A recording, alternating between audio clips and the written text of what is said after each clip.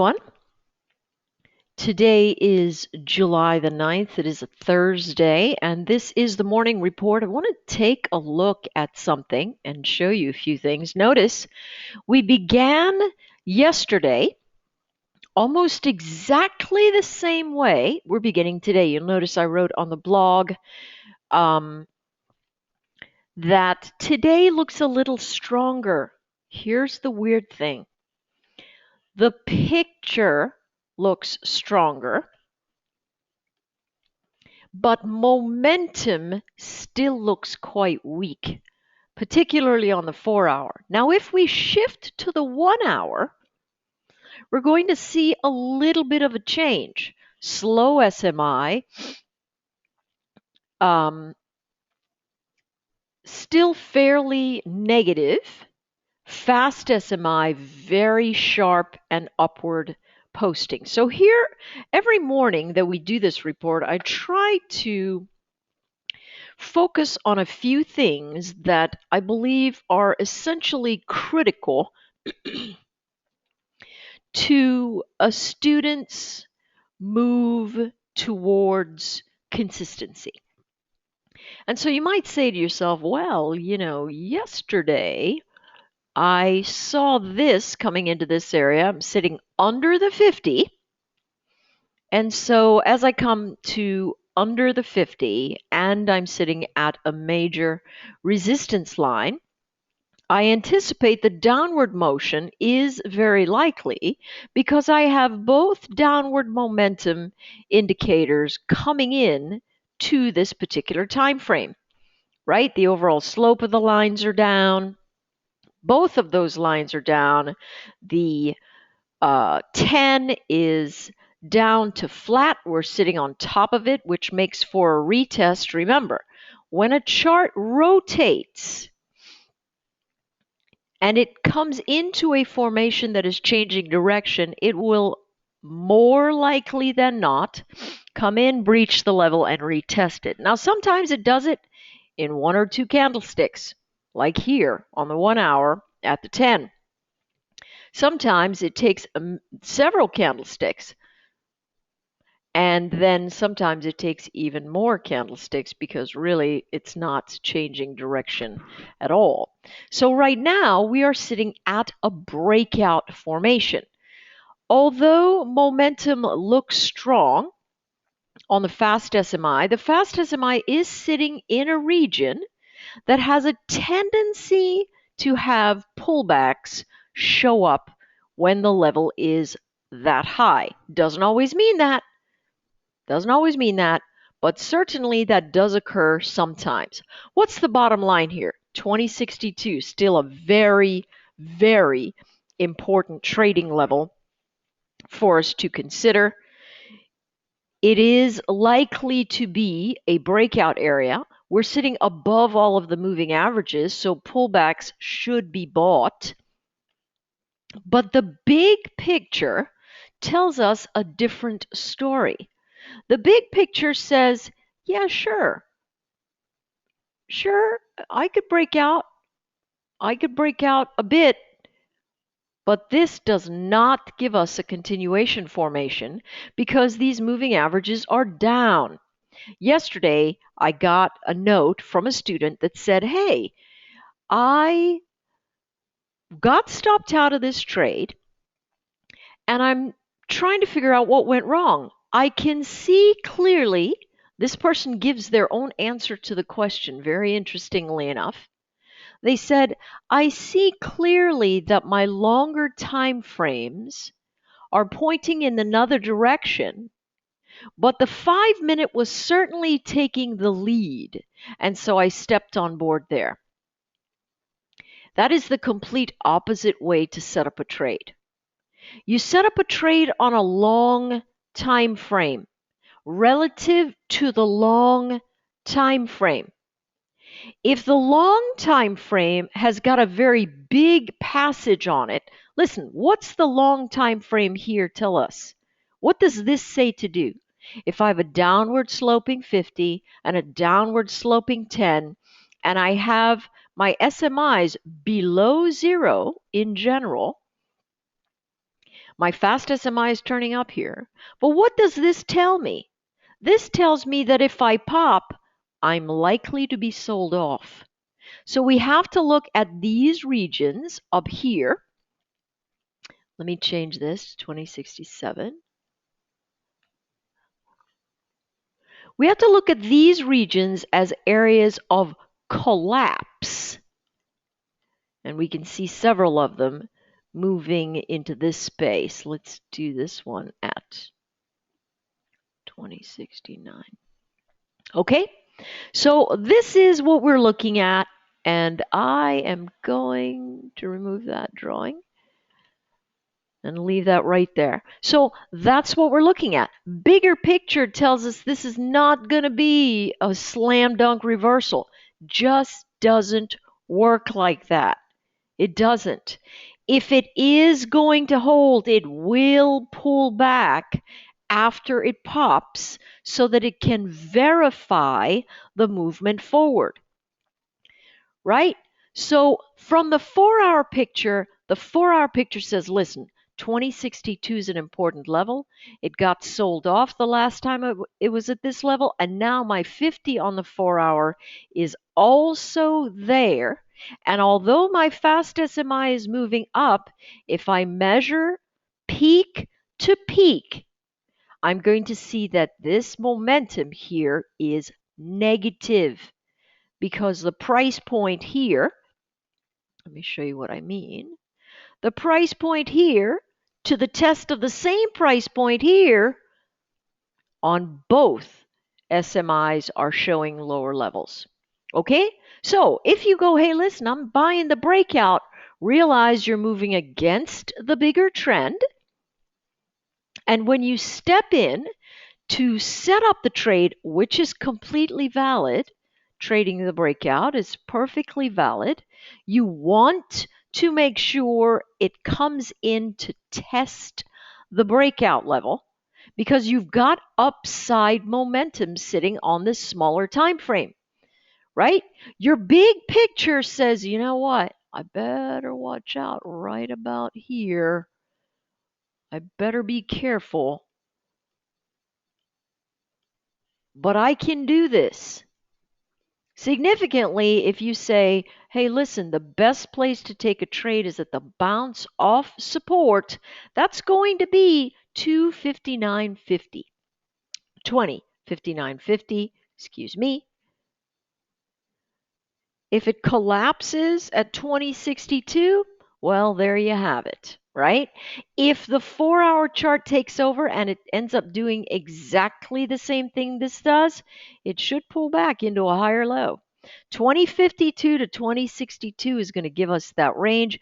Could you say, hey, I'm shorting it? Absolutely. If you say, hey, I'm shorting it, and you see all of this on a 30-minute chart, realize that it is very likely that the chart could run against you in short order.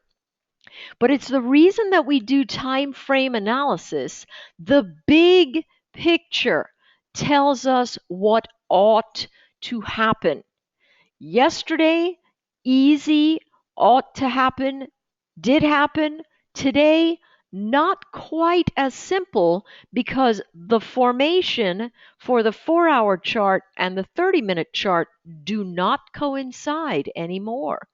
See, the 4-hour chart yesterday said, hey, I ought to short at this 2062. Look at the level. Right? Here it is right here. Downward sloping 50, downward sloping 10, downward sloping fast SMI, inflecting slow SMI, right? Upward slope here, so we know the buyers are going to come in to the measure, but they didn't come in until the double bottom event. Now, on the 30-minute, things don't look the same. There's rotation in the formation. So if you say, hey, listen, I'm going short, which is legitimate still for the 4-hour chart, you're going to realize that it's very likely that it gets pushed up by buyers running this 30-minute cycle. Okay, and it is a 30-minute cycle with a relatively flat 50. that is still downward sloping. And so your thought is, hey, if I take this one long here, I'm running against the 4-hour. My SMI, my fast SMI is flat and technically divergent. And so, meaning the line is divergent, the segment is divergent, this part is not. This is moving upside. But if this is moving sideways and up, it tells you you need to wait for the retest before going long. I watched a bunch of people in another room because I work with some of the traders over at SMB Capital. And I noticed a couple of them absolutely went short the SPY right here because they're looking at yesterday's formation. Listen, I understand that people make a big deal out of price being the only thing there, but I'm going to tell you something. It's how price gets to the space that tells you what it is that's going on. It's not the price itself, I assure you. It is how price gets to the space that makes it important. Okay? So, that being said, we have a noisy patch right here. Can we see what's going on a very tight time frame? Listen, you got to write down what's happening in the big picture to make sure that your brain doesn't go sideways on you and you lose the bubble in terms of what's supposed to be done. All right? So far, 4-hour chart says, I should reject this area. However, my smaller time frames are pointing for the push up. I know where resistance ought to come if we do break topside. All right. What does this show us? This shows us a very high slow SMI. So that's going to hold the territory, but the pullback into support does seem fairly legitimate. Here's the thing, folks. The location of the slow SMI and really the fast SMI is going to tell us if we can get up over the congestion event, 2063 at this juncture, we're going to run, and we're going to run for probably 2.5 points up into this area, maybe even more, but that's where the collision event is going to occur. You could take the breakout if these guys stay there. The best bet is going to be coming in to that 2059.50 that we can see on all those price points in all those regions that allow us to go long. Hopefully that helps you somewhat in terms of understanding how it is we look at things across time frames and understanding that the decisioning event becomes complex when a chart begins to shift and you can't see the same things across time frames. All right? Okay. That being said, let's take a look at this. We've got a double bottom event. That double bottoming event is holding momentum just like the ES. And we're sitting here at resistance just like the ES. Let me change this strength. All right. The last big rollover formation somewhere around here. And so I suspect that we are running into that resistance. I mean, we should come up here and test that. What's really in the way there? This price action. So if we breach 1240.70 and we can hold that area, certainly 1244 seems like a very likely target. Fast SMI moving up, peak to peak. Negatively divergent, negative formations. I suspect bounces should be sold. Here, if we look at this area and we get up here, we know we can get into likely 1244. But if we take a look at the formation here, we've got the same flattening action. These guys are scrambling to get some kind of something going on for Greece. I don't even, these guys, they always do it. They end up pulling something out of the closet and dressing it up and giving it to them. So, we'll see. We'll see. Here's what I think. My thought is, if we lose this top line level, it's fairly important. So 1238.30, excuse me, yes, 1238.30 ought to be the breakdown space, but again, support action at 1236.60 and a chance that we hold the region. Now, this is only 2 hours of holding, so it could easily collapse. The retest of 1236.60 should bring a breakdown in this formation and bring us into 1231.40, which is really, what it is that we're looking at in the grand scheme of things. If we take a look here, we can see what's going on from that very same perspective. It's breaking out and holding the regions. Let's take a look at oil. Hey, I noticed this. When oil is sitting in a bullish space, and my data set is not very big, it's only about 20 or 30, but notice this, and I think it's because of the market. The market's in a space where this particular pocket of price action is bullish. You're thinking to yourself, what are you talking about? It's fallen off a cliff lately. I understand that. In the grand scheme, this chart is lifting off of a bottom that came from 2008 or something like that. It was like $33 or something, right?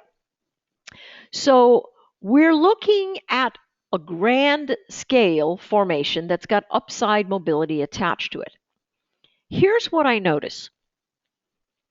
Even if I'm in a downtrend, if I get a day after a low that gives me a higher low, irrespective of a higher high, that higher low relative to the prior day will give me a bounce action into resistance.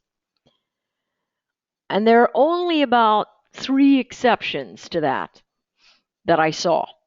So put that one in your back pocket, and I'm going to continue to look at it, but it's very, very important that we watch the way oil closes on a day off of a higher low. I don't see it so much with higher highs or that sort of thing, but certainly with this higher low formation really gives us the bounce the day after so very often. It's crazy. All right, that being said, what do we got here? Well, this chart appears to be breaking down. It's sitting in a very, very tight congestion level with a gob of levels that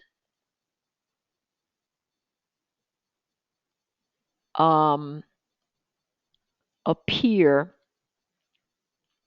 to be quite significant. That's not the one I wanted.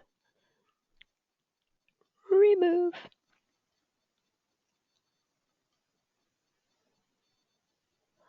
So that being said, let's take a look at how the chart looked here. Right here, we had technical divergence, came up over the 10 and held it, moved into the 50. All right.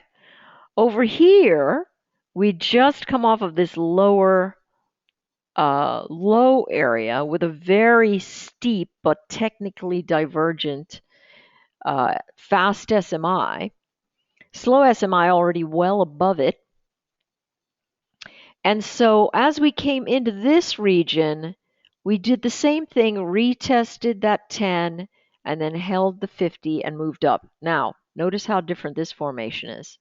We have got a range expansion event, right, where we are essentially looking at a reversion to the mean. Okay? So if, I'm going to remove this one, and I'm going to add this one. So if we take a look at oil off of this broken wedge, right, and we see the range of motion collapsing into this area, old support, Very old support that's held legitimately almost every single time it's come here and now giving us a higher high. We should bounce into resistance. What's the one fly in the ointment that we see here? That's the location and slope of these guys right here. Very low. Could get lower. Very low. So we should have a bounce into the resistance area and a failure event. All right, and that failure event I anticipate to be somewhere around 54.36 to 55.36 before the chart moves down. Now that gives us a space of real beauty as we're looking in the chart because the market's giving us a bit of a gift. It's giving us this bottoming range. There goes that beautiful move in the ES. It's got, one more point before it heads up into that space, 2065 and then maybe 2068. All right, so here we go. Right here, it's giving us a bottom event. Look at that. Technical divergence. Very attractive. It's moving with the chart. Upside into the space. Slow SMI, not really moving very fast. And so if this fast SMI continues to move quickly, we will have a rejection zone very nearby to what it is we're looking at. My guess is that this collapse is going to cause some noise, and we're going to sit sideways in the chart. And so let's go into the 30-minute and see what we see.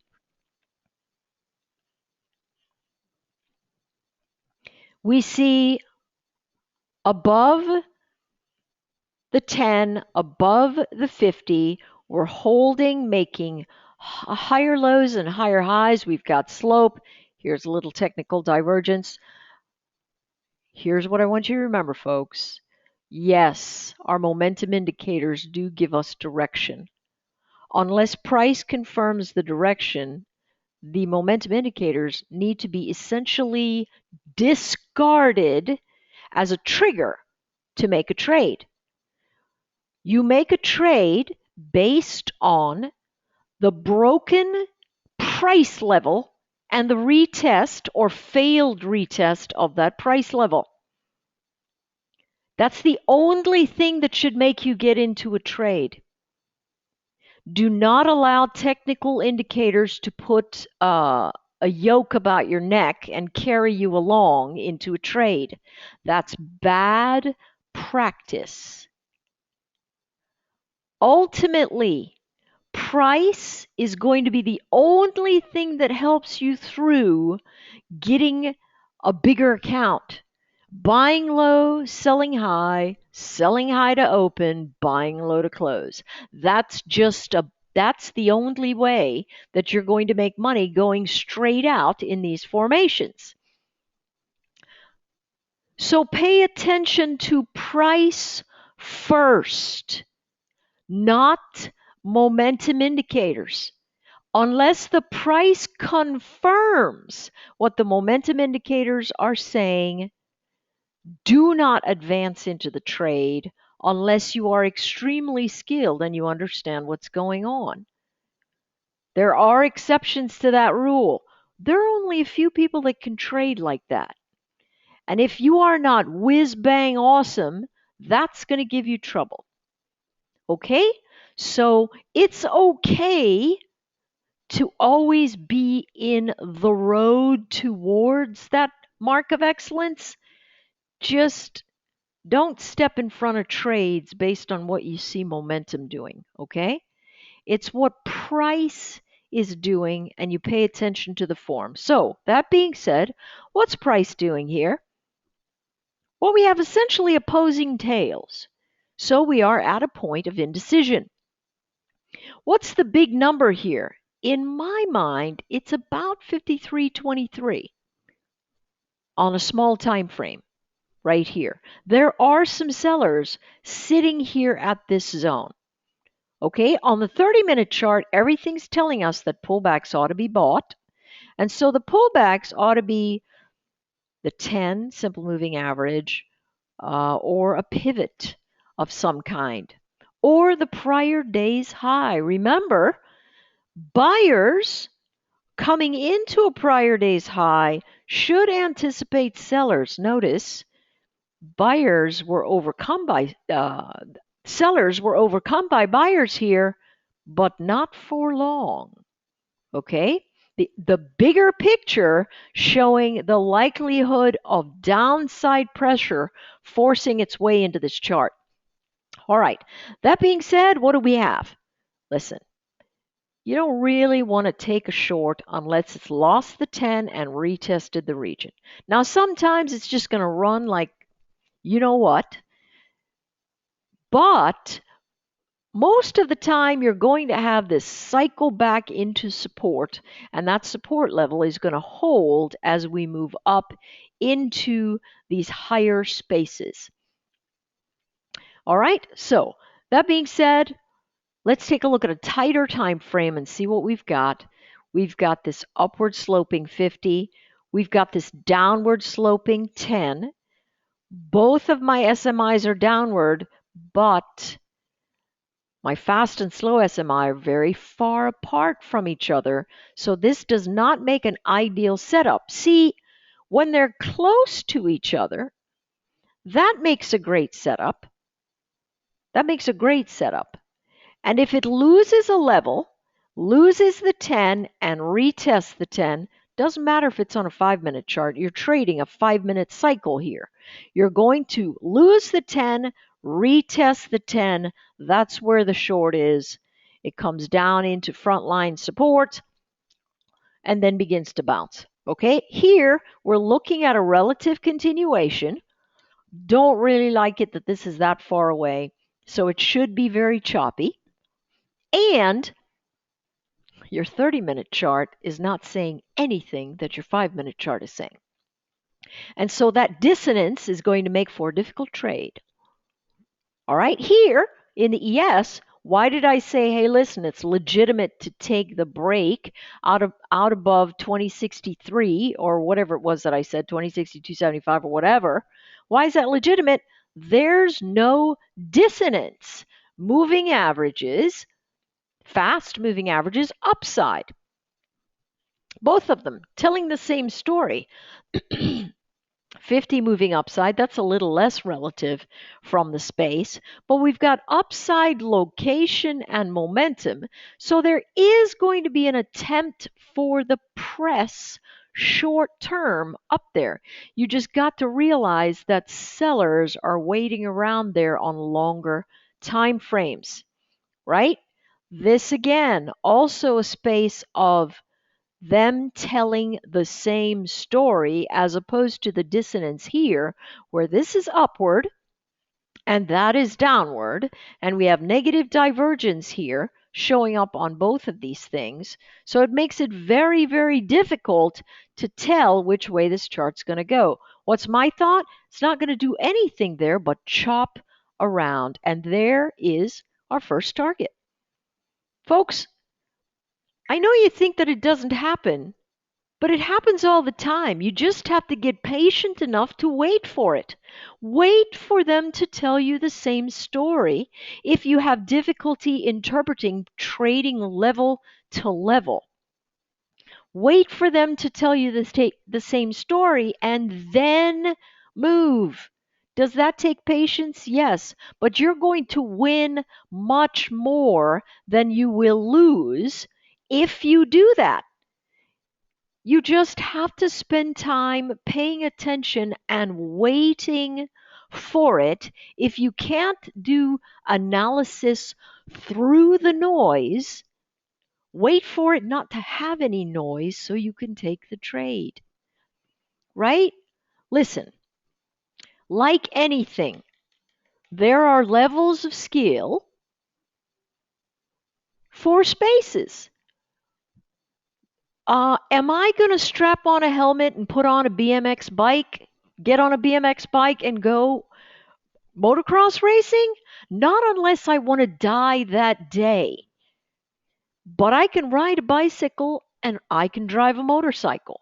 I'm not going to go hit a BMX mogul. I can't do it. That would be hair, teeth, and eyeballs, right? And in no time flat.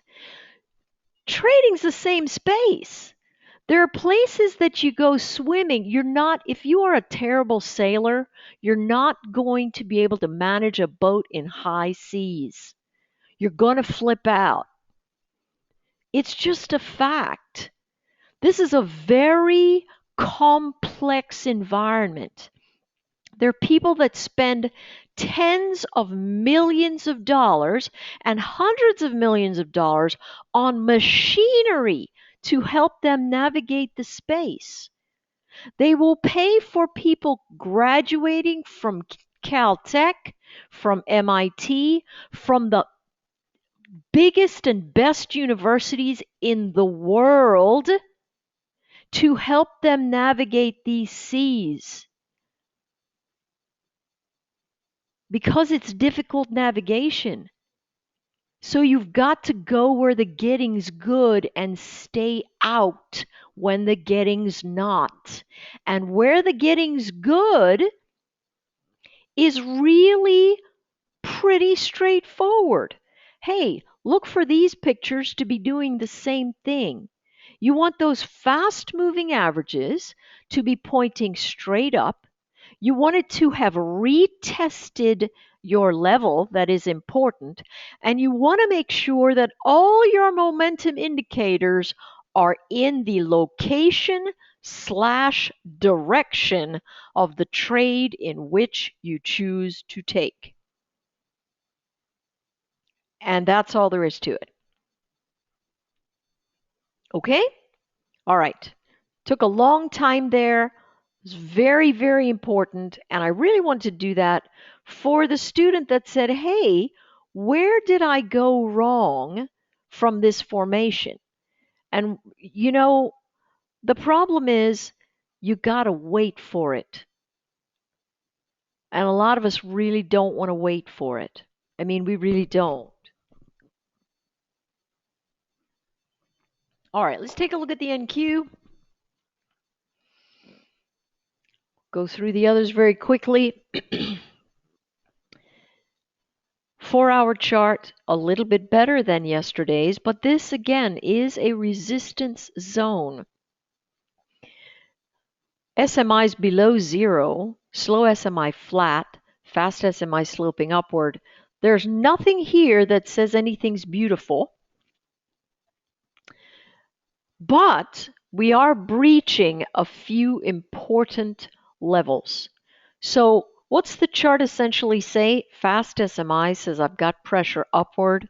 The slope of this 50 is going to drive much of the ship because it's also got resistance at that zone. You don't want to look at that until it pops up and over the formation. Anticipate a rejection zone right here in this formation.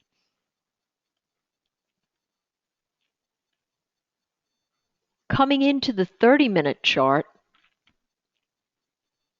we can see a big, steep, almost linear 10 simple moving average, flat to upside. So momentum is going to be there. It does mean that pullbacks will be bought. Where are they likely to be bought?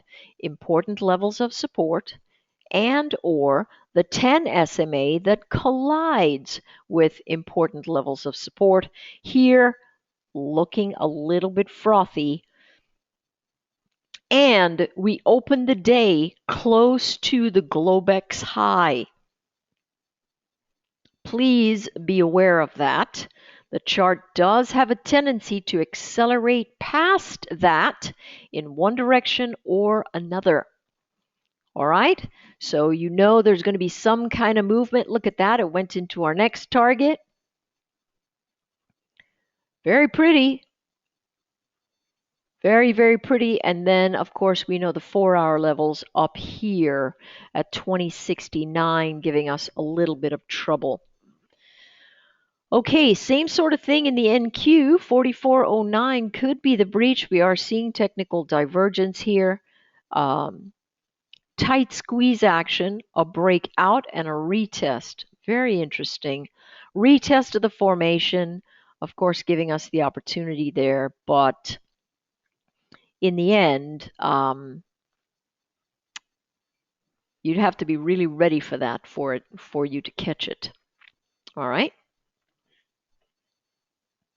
Okie dokie. Let's get to the next ones. Apple. This is going to be great here because Apple's in a space where it should reject this region, right? Now let's take a look at this on a 4-hour chart because I surmise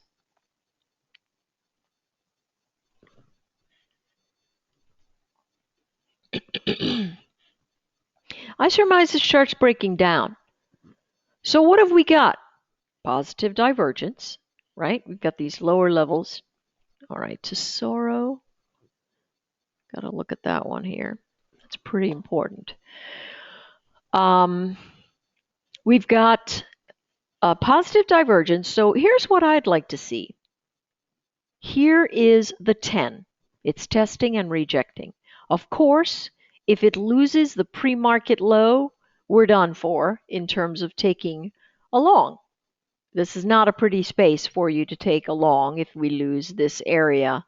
Ultimately, we would want to lose it and retest it. But here's my thought. My thought is a short is coming.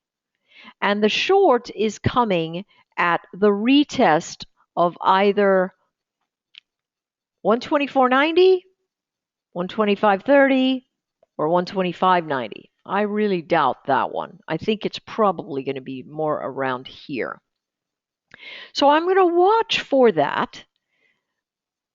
And if it doesn't do that and it simply loses 123.38, it is going to be a time for me to sell some calls, some more calls, because I am long this stock in an intermediate portfolio.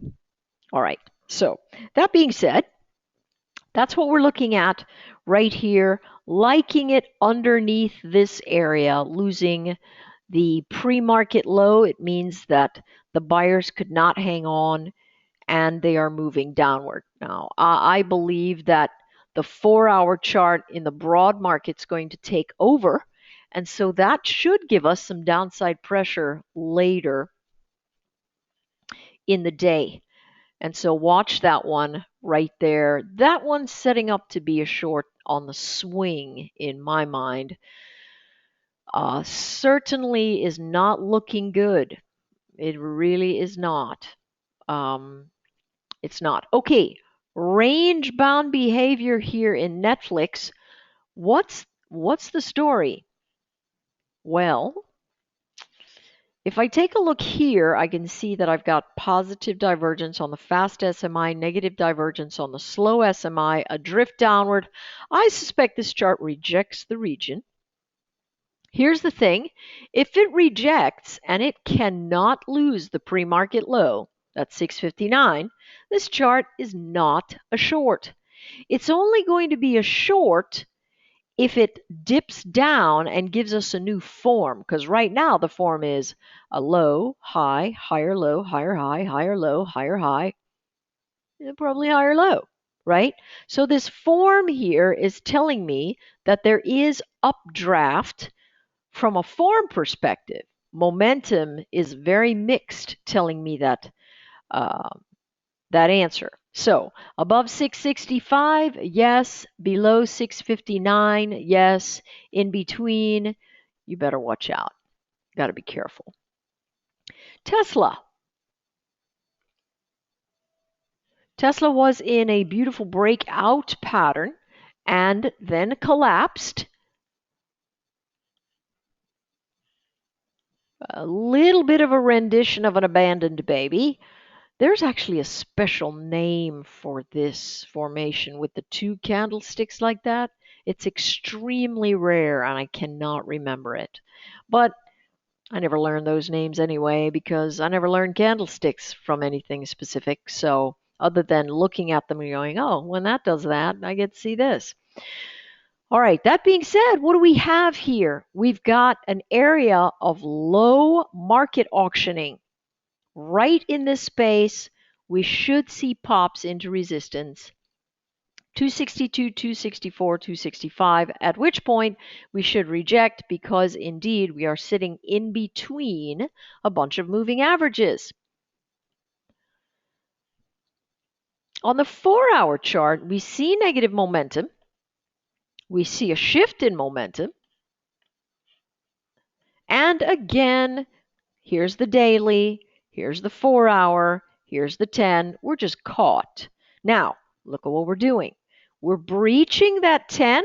We're retesting and holding it. Again, we get above that 261.60, close a candlestick above there, and that will give us a fairly good likelihood of getting ourselves along back into a resistance zone. Is this a little bit dangerous to trade long? Yes, it is. It is. Ultimately, what should we see? A gap fill would be very nice. If it has a gap fill and then it bounces and holds the level, you're in great shape to take this thing back along. Else, it's pretty much in a no-fly zone. Right now, it's crossing above the 50 and the 10, holding the region again above the 261. Really, it's above maybe 261.40, 261.30 ought to give us that upside press into this area. There's a double gap up here, but a lot of low market auctioning environments right up here. So when it comes up here, it should chatter quite a bit, actually. All right, taking a look at Baidu. Baidu had a monster gap up. I don't know if the China markets did some recovery yesterday or what. I don't know.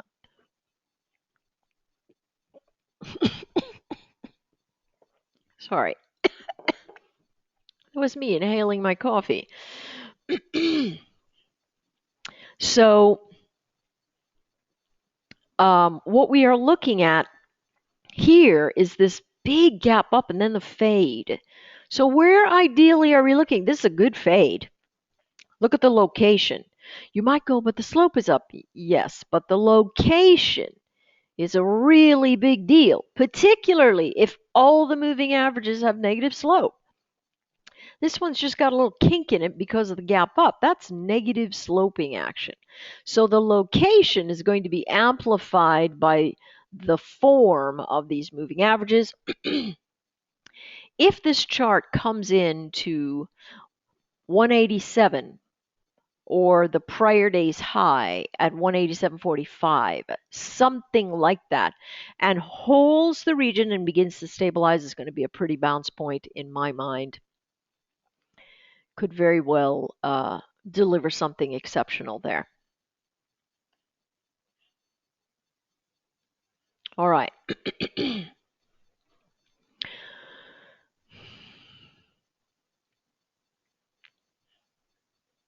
Let's take a look at, wow, look at the amazing pops. All right, let's take a look at Yahoo. Yahoo is in a reversal zone. If you look at yesterday's blog post, you're going to see a note that says, hey, listen, ABCD completion, potential bounce zone. And that's exactly what it did. It came in, held the level, and then is giving us this bounce. Look at the slope. What's going to happen? Chart's going to retrace through the level. It just filled the gap from yesterday. It's got a gap existing down here. This chart is very, very weak. And so it's very likely to retrace to that 37.75 area. Otherwise, it should have significant trouble at 38.80. How do you frame a trade in here? You know, really carefully. Really, really carefully. Right now, on the 30-minute chart, we can see that there is a little bit of a rollover formation starting, but still holding fairly nicely. So you can stay long if you said, hey, listen, I'm taking this, but there's only, 30, 40 cents, maybe even, not even that, 15 cents until this thing collides into resistance in my mind. There's a lot of resistance up here, and it could easily be moving down because Yahoo is having such a terrible time coming into the space. So that being said, momentum still pointing upwards. So pullbacks ought to be bought as that chart comes into a recovery zone, right? It's got a lot of moving averages sitting straight up. And so really, in essence, you've got to think about pullbacks showing you the order of the day. Pullbacks to being long. All right. Facebook, big deal. This is the level that has been consistently beaten down. It was beaten down a couple of days ago, went all the way here, gave us a higher low. Here's another pop. You know, getting beaten down here. Here's the thing, folks. If this chart holds a higher low, when it breaches here again based on the formation, it should accelerate well past these guys and blow them out. They're still sitting here. Sure as the day is long. Watch out for it though, and watch for the higher low developing on the tighter time frame so that you can watch that one accelerate back into the 88 space. All right. Oh man. You know, I got the feeling that SPG was going to reject 180. I hope it doesn't really reject it. Because I would like to roll my contracts into next week. That one's just doing really well. I'd like to roll them while there's still some theta in there. All right. That, folks, is the morning report. If you're interested in getting it, just make sure that you send me an email.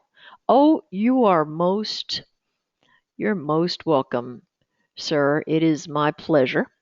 But if you're interested in getting the email to look over the study sessions, just send me a note and I will include you. They're useful. This is useful stuff. And there's a lot to remember. A lot to remember. But really, if you just focus on, wait, I know what's supposed to work. And see, here's the reason to finish this up. This went straight into both of our targets, right? And it began to rotate over. Now, are there signals prior to the rollover that tell you you need to take profit at these levels? And the answer is 100% absolutely yes. And they are this. If I've got a 4-hour chart that tells me I should reject the region, and people are trying to play a breakout, I've got to have in the back of my mind, you know what, sellers are sitting up here somewhere. And the sellers that are sitting up here are big money, because big money doesn't sit around staring at a 5-minute chart. It doesn't. So big money at these bigger levels doing something in short order, right? And so they are going to be looking to either get out of a position or begin to short a position, and this ultimately gives us the reversion to the mean event if it continues to stay like this, right? There is going to be a reversion to the mean event. The moving averages are just too far apart from the price action. And so that's one thing that tells you you've got trouble ahead. The second thing that tells you that you have trouble ahead likely is that your momentum is flat on your fast SMI, and that is divergent to an upward sloping price. All in all, the upward sloping says, hey, listen, my pullbacks are going to come into support at the offset. So I really need to focus on that. But there are clear signals here. Hey, I need to trade into target. I need to trade into target. I still have slope on my side, so I can come back to my breakout area and then consider going long again. Now, for me, I'm not going to do that. I'm not going to do that because I see technical divergence, and I suspect that that 4-hour chart is going to end up doing exactly the same thing. So I'm not actually going to say, hey, listen, I'm going to buy on this pullback, because there's not enough mechanical information there that tells me it's the right thing to do. Now, I may very well stay in the trade into the pullback to see if it has one more punch to the upside, but I'm not going to add back because I don't see positive momentum. I just see it as holding momentum in a positive space, right? There's no acceleration of momentum here. No reason to get out of the long completely. Definitely a space to take profit as it gets into your target. If you hold past your targets, please think about putting on some sort of trailing stop or some sort of mechanical event that keeps you from going completely backwards in your trade. All right? That's the morning report.